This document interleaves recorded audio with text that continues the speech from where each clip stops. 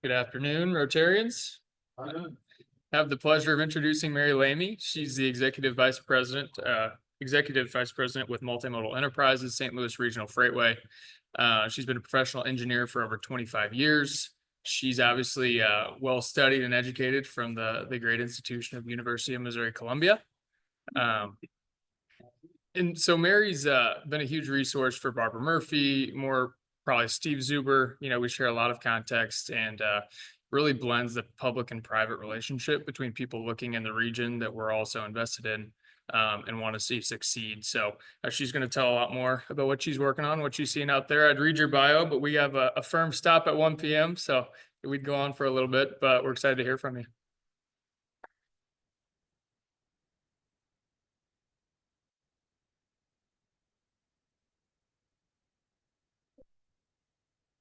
All righty. Good afternoon. Thank you, Carter, for the invitation. This is a tremendous turnout today and a great organization, so I really appreciate the opportunity. Carter had mentioned I am actually a civil engineer by trade. I work for Bi-State Development.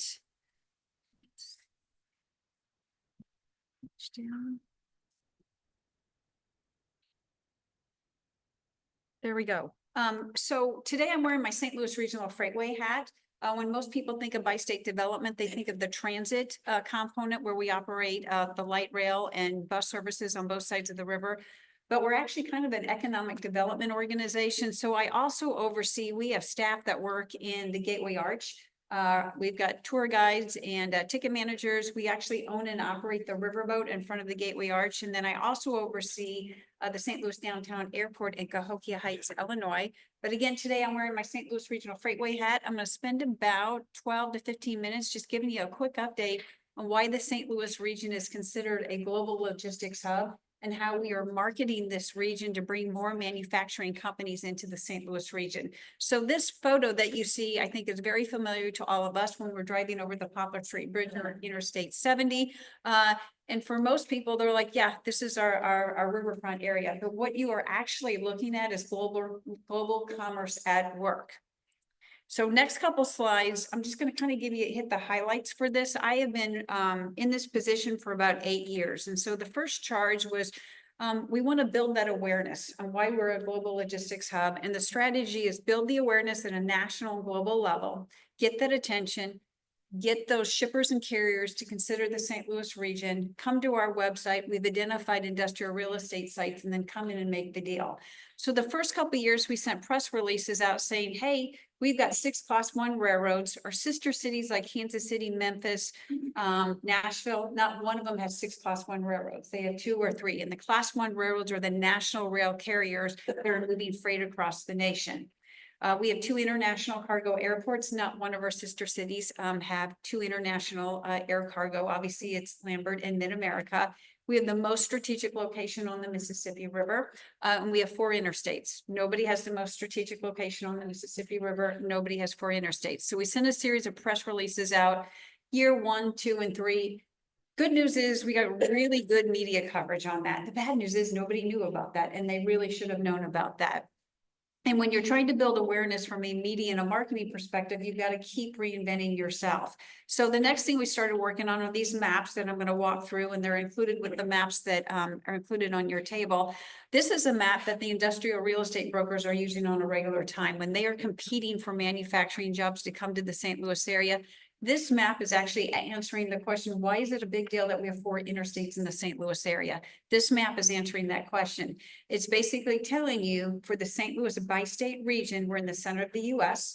And when you are in manufacturing, you want to be a one-day truck drive to other major metropolitan areas that produce manufacturing output. And so for St. Louis, you can see on this map, we're a one-day drive to regions like Chicago, Indianapolis, Louisville, Nashville, Kansas City, and Memphis. So if you bring your manufacturing company and then you look at these interstates, typically, like if you're someone like Boeing, you need raw materials. So raw materials may be coming in from Chicago or Kansas City. Maybe a company is doing a partial assembly in the St. Louis area, and then they're trucking it to Kansas City or Memphis. That's the value of having that one-day truck drive to these major metropolitan areas. That's the value of having those 4 interstates. And obviously you can see outside of that, how those interstates give you access to the entire United States. All right, I mentioned that we have 6 Class 1 railroads. This map does a really good job of explaining why that's a big deal that we have 6 Class 1 railroads. We have 3 Class 1 railroads that basically just do business from the St. Louis area to the West Coast, 2 railroads that basically do business from St. Louis to the East Coast. Okay, so they just go back and forth from the St. Louis area. So if you're in St. Louis, unlike our sister cities, you do your business here, you can move freight going to any of those coasts, and you don't have to go to, say, Kansas City to move it from one train to the other. So this is another map that our industrial real estate brokers are using on a regular basis because it's depicting the value of that rail accessibility. Obviously, with COVID, we have a much better understanding of the importance of the supply chain, and you can see the direct links that we have to the Port of LA and Long Beach. This map basically tells you why we're a global logistics hub. So if you put your freight on a rail, we have easy access to the coastal ports, the Gulf ports, but you can see these spider legs that are coming off the map at those coastal ports. That's those big ocean carrier vessels are taking that freight to all parts of the world. So this is a map that's basically depicting, bring your business to the St. Louis area. This is your access to global commerce. I mentioned the Mississippi River. So most strategic location on the Mississippi River, and that's because we are ice-free and lock-free to and from the Gulf of Mexico. North of this area, when you incur the locks and dams, they're like traffic signals, that adds time and money to your freight. The barge industry is the cheapest mode of transportation. That cheapest lane is basically the Gulf of Mexico to St. Louis. So if you're in the shipping industry and you want to maximize that cheapest lane, you want to come to St. Louis. And that's why we're the most strategic location in the nation on the inland waterway system. Now, we've got the geographic advantage, but just because you have the geographic advantage does not mean you are a rock star in global logistics. You have to have the infrastructure. And that's where, when we started with that picture that showed all the bridges, the rail bridges, the interstate bridges crossing the Mississippi River, all of the barge terminals and all the rail operations that you see when you're crossing those river bridges, that's the infrastructure that allows this type of commerce. Continuing on the barge industry, let's just give you an idea as far as order of magnitude. So the first part of this chart, we're basically saying that you could put freight from 70 large semi-tractor trailers on 16 rail cars. And those 16 rail cars can go on one barge. But when you see the barges moving up and down the Mississippi River, they're actually moving 15 barges. Okay, so when you see a 15 barge configuration with a towboat, you're actually seeing freight from 1,000 tractor trailers that could be on the interstate, or 6 locomotives that are traveling through our area. So that's order of magnitude. That gives you a pretty good idea as far as how the cost effectiveness of shipping it on the barge industry. It's kind of like when you buy toilet paper at Costco. It's a lot cheaper if you're buying 60 rolls than 6 rolls from Dollar General. And that's the exact same comparison that happens when you're looking at the freight industry and shipping things in bulk material. So now I'm in year 5 or 6 of this job. Okay, and I'm figuring out I need to keep marketing the region. I need to keep getting this national and international media coverage. There's got to be more as far as why we are so awesome when it comes to logistics. So I met with my friends in the barge industry and I'm like, what else is there?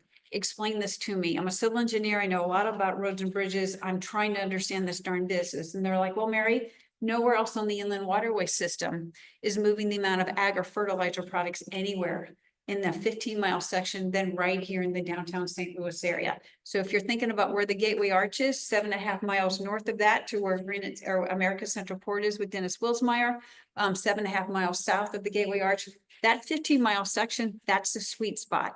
That's that picture I started off this presentation with. When you think of that infrastructure and that geographic advantage, that makes us Ag Coast of America. Nobody is moving the amount of freight than us. The other thing I did is the Corps of Engineers each year releases tonnage for the different ports throughout the inland waterway system. And I'm like, okay, we're a rock star. We must be #1. And the results came back and they're like, no. For 2022 numbers, this year we're actually #5. I'm like, how is that possible? This is an example where we actually got out-politicked a number of years ago. And that's because the other ports that you can see on the side, ports of Cincinnati, Mid-Ohio Valley Port District, Huntington, Tri-State, Kentucky, and Ohio, They went to the Corps of Engineers and had the distances they were being measured on lengthened. So Port of Cincinnati, yeah, they're number one, but they're being measured on 225 miles. Mid-Ohio is 217 miles. St. Louis area were 70 miles. So I kept thinking there's got to be something else here. I'm a competitive person. We've got to be a winner in this. And that's where we looked at the tonnage per mile for the St. Louis area. We're moving 2.5 times more tonnage of freight than these other sister cities. So we sent a press release out and we branded ourselves as the most efficient inland port system.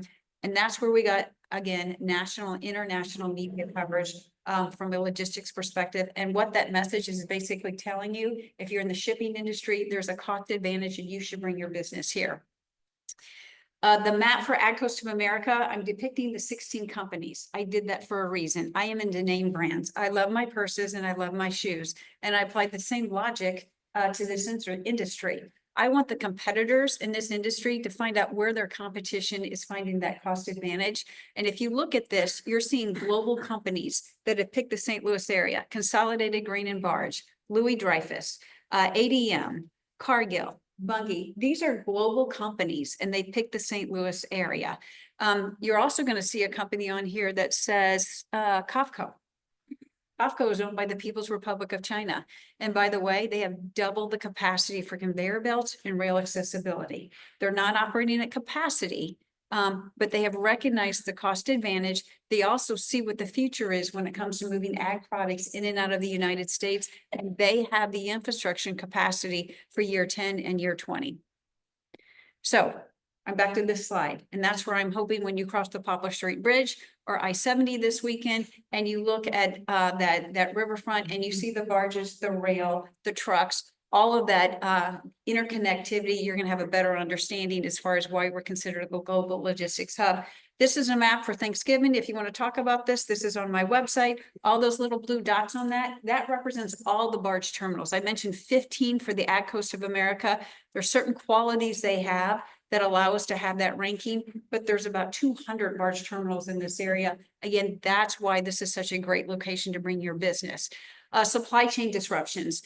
During COVID, yes, we were a leader during that supply chain disruption, but we are always a leader. And unlike Chicago, we have the available capacity. So it makes it very advantageous to reroute your freight to the St. Louis area because we have that available capacity. So if you remember a number of years ago, they enacted a tariff on ag products. So if you were in Washington State, your customer was China, but with those tariffs, they decided they don't want to buy this. What am I going to do?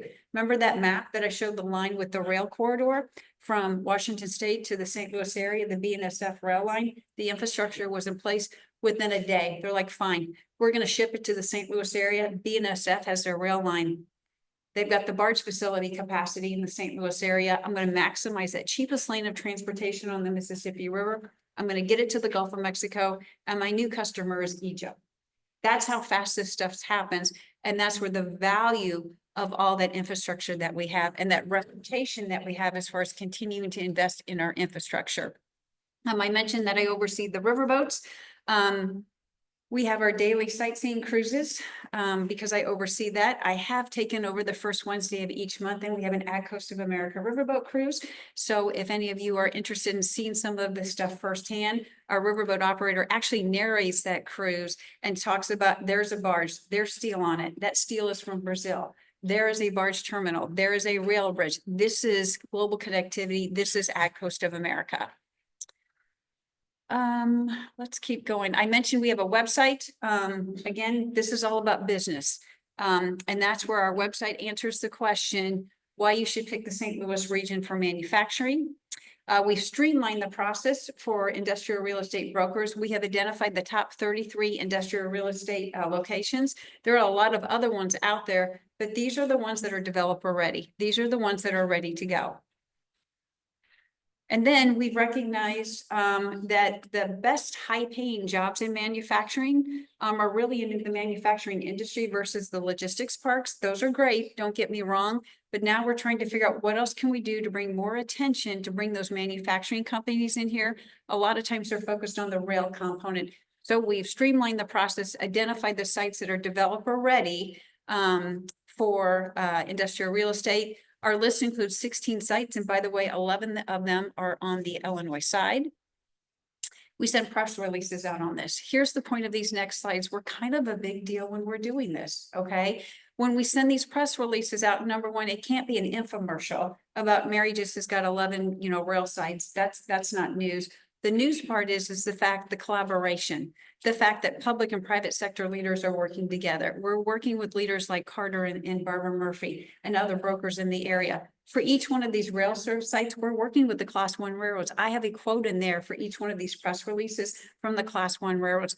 That's a big deal because most of the time the experience when you're working with the railroads, they have a reputation of slowing a project down, but they're at the table when it's about revenue and bringing new business. So this is an example where American Journal of Transportation, they send out a weekly email with their stories. This is an example of where this year, their email went out nationally and globally. At the top of their email for that week, look at that. St. Louis Regional Freightway leads a collaboration.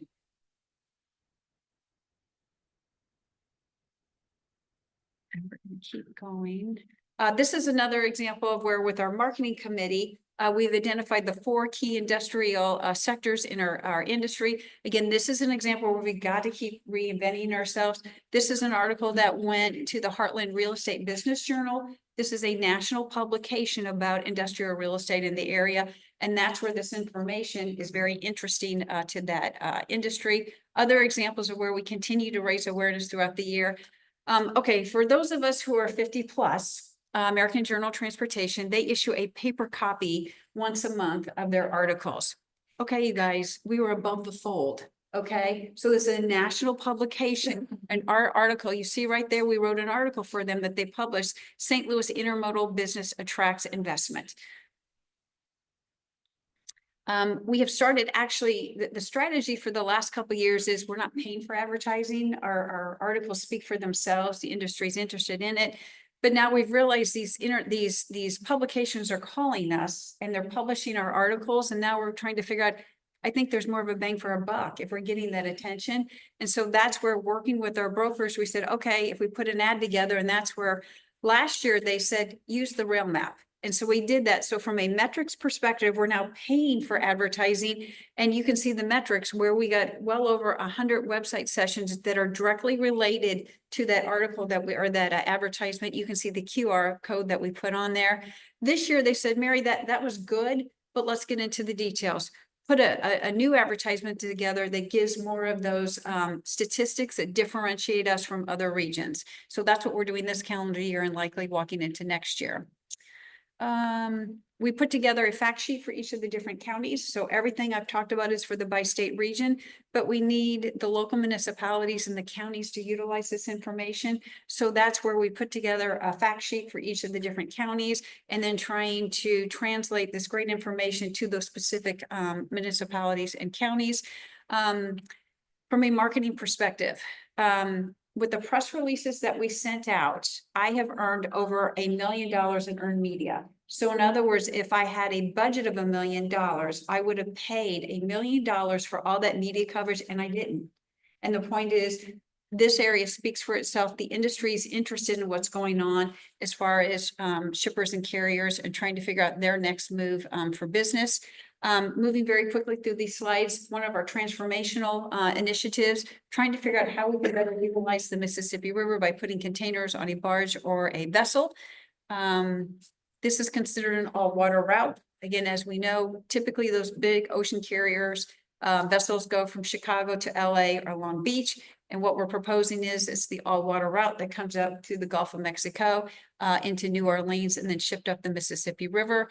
Basically everything in this room has likely been shipped in one of those containers. And then from an infrastructure perspective, this is actually unique, and it is really, really simple. And we've been recognized at a national level by the Federal Highway Administration, and that is setting infrastructure projects. Something as simple as having the Illinois and the Missouri Departments of Transportation in a room with manufacturing companies, all modes of transportation, and setting transportation priorities, focusing on that intermodal connectivity. We have been recognized at a national level. So right now on that list of projects that we put together, we have over 27 projects totaling $8 billion. just to give you a snapshot of the projects, we've got projects on there on like Interstate 70. This template that we have, we put it on the list, and after 3 or 4 years where you have public and private sector leaders working together, you've engaged with our elected leaders, you've engaged with the DOTs, you're giving them justification for these projects from a freight perspective, and we've had some really, really big wins. On the Missouri side, we have received over $700 million for Interstate 70. All of us are very aware of all the great improvements that are taking place on Interstate 270. That's an example where that project has been on our list for 4 or 5 years. Somehow, as many of you know, when you have 2 DOTs trying to secure funding, their funding cycles are never the same. One DOT, not mentioning any names like MoDOT, one year they have money, the next year they have nothing. IDOT will have a big capital bill, and when they have a big capital bill and MoDOT has no money, then the 2 states bicker and you can't fund a bi-state project like the 270 bridge. By having all this engagement in place, somehow in a 4-year period of time, the 2 DOTs came up with $600 million and eventually $1 billion over a 5-year period of time. And that's because public and private sector leaders are working together. We continue to look for other infrastructure projects, working closely with the rail industry. Route 3 is another high priority project on our list.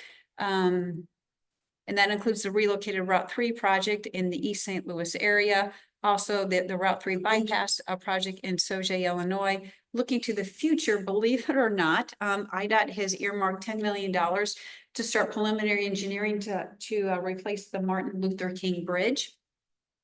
And the reason for that is you got to start looking to the future. What's going to happen to the river bridge crossings in year 20 and year 30? The Poplar Street Bridge is going to have to be replaced at some point in the future. And when they do that, they may have to close it. So that's the strategy as far as let's invest in the MLK Bridge so that you've got alternate routes that have the capacity and the ability to carry that load. The last 2 slides hopefully put this in perspective. Aerospace manufacturing industry, we have 4 times the number of concentration of employees than similar sized regions. We have a very robust aerospace manufacturing industry. The slide that you see with all the dots, you're looking at 350,000 dots that represent the employees for that industry. Now let's talk about that infrastructure and the industrial real estate sites. So all those infrastructure projects that we're talking about are basically surrounding those industrial real estate sites and those manufacturing companies like the aerospace manufacturing industry. And my last slide, hopefully this puts it in perspective. If you are a site selector looking for a company or looking for a location for your manufacturing company, everybody has different criteria. So couple of the different criteria list from different publications. Supply chain flexibility and industrial market. Those are rated as number 1 and 2 at times. Think about the St. Louis area. Supply chain flexibility, got it. Think about all the assets that we have. The accessibility, got it. The accessibility as far as your ability to have a manufacturing company, close proximity to the interstate, close proximity to the barge industry and to rail. Transportation costs, got it.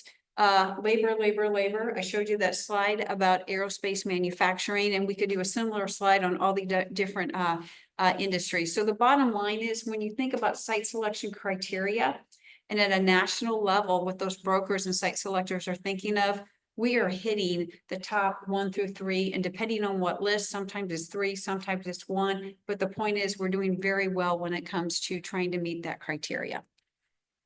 So that was actually 45 slides. And I desperately tried to do that in less than 15 minutes. So, yeah.